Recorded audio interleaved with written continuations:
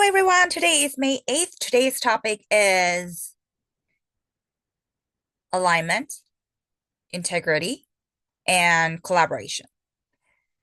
So, I actually posted a Canva-based contents recently, and that was alignment versus acceleration.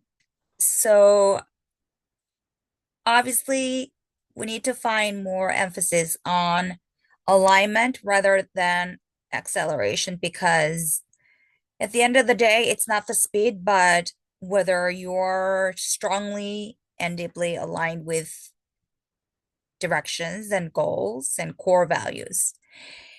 And that comes down to acting with integrity, doing business with integrity and ethics and code of conduct.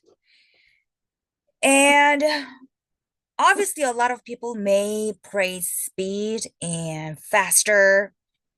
However, if you are missing those alignments and pursue acceleration, that would not really produce sustainability for the long run.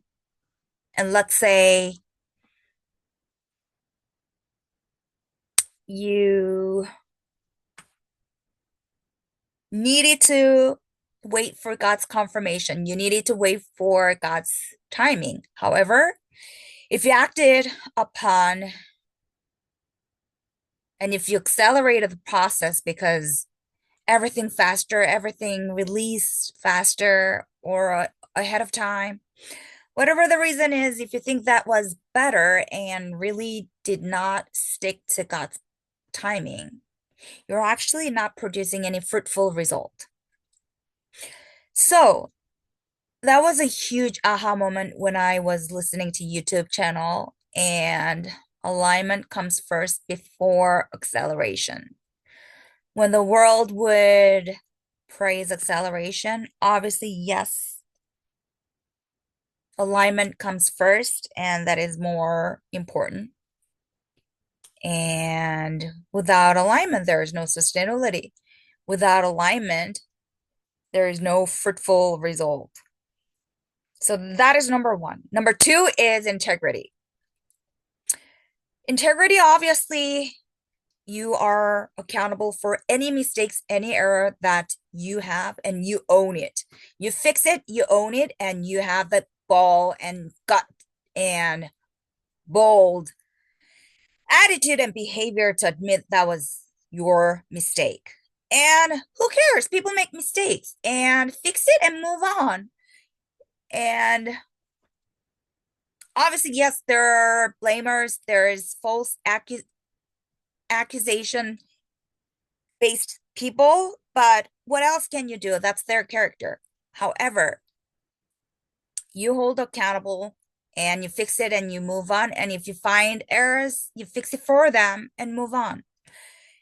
And that comes down to integrity. You own your mistake and you take responsibility instead of dumping it to anybody else. That comes down to integrity. And you know who you are. And ask yourself, are you a person with integrity? Yes or no? And create the environment for other people that obviously repetitive mistakes are not good, obviously.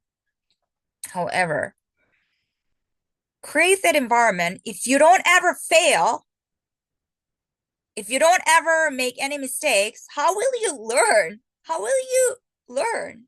You cannot grow and fix your mindset. Obviously, you fall so many times and you never give up. That's why a lot of successful people succeed in their life because they fall so many times.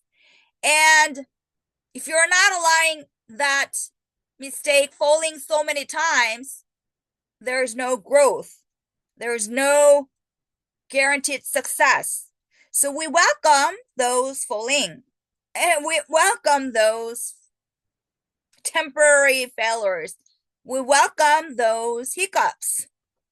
That is successful mindset. And if you really create that environment that those are really bad and create the fearful environment, ask yourself, how did you learn? How did you learn from your mistakes? How did you grow? How did you advance yourself? It's through making mistakes and you learn from it and you move on. And it's better to make mistakes and try rather than doing nothing and be that passive person. Obviously, go try, experiment it, and own your mistake. And it's fine. You learn from it and you move on. And think of children. When they learn how to walk, obviously there are a lot of falling, a lot of falling, and then they learn how to walk. That's exactly the same process. So let's have that successful mindset. And if you're if you feel that you make mistake, if you feel that there were failure in your life, that's not the end of the story. You learn from it and you move on. At least you learn that wisdom. You at least you tried, experimented it, okay? And there's nothing wrong with it. If there's any person who really condemn your mistake or who really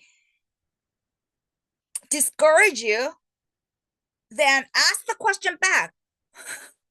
Obviously, they are the people who make mistakes as well. We're all humans.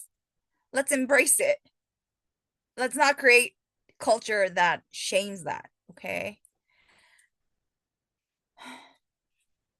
So alignment, integrity, and lastly, collaboration versus competition. Collaboration, if you have a collaborative spirit that unites the culture, and if you have that collaborative attitude that creates teamwork, whereas competition and competitive spirit, obviously you can be competitive against yourself, yes, versus yesterday's self. Was there any progress? Did I learn something? Did I offer any kindness to other people?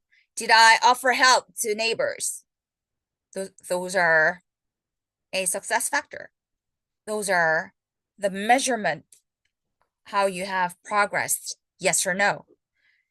And let's embrace that collaborative culture, collaborative spirit, rather than being so competitive and caught up with those unnecessary spirit, because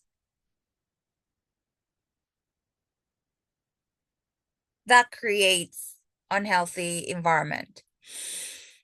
Obviously, when you're in the market, let's say you're selling similar products and you have competitors, obviously, yes, you need better ideas, better launching, better marketing strategies, better everything to be that top number one in the market. But if you're having that integrity, if you're having that good intention, if you're having that alignment that is actually given by divine power, divine guidance, and divine wisdom, who can beat you? Nobody. Who can beat you? Even though your competitor may be faster than you when it comes to launching a new product, when it comes to launching a campaign, when it comes to XYZ, whatever you name it. Obviously, if there's no God's involvement, if there's no divine wisdom, the winning is you. The winning comes down to you, your product, your service, your market value, because God is in control. God is with you and your product and your business. And I wanted to share this top 3 key takeaways that was part of my weekly reminders, and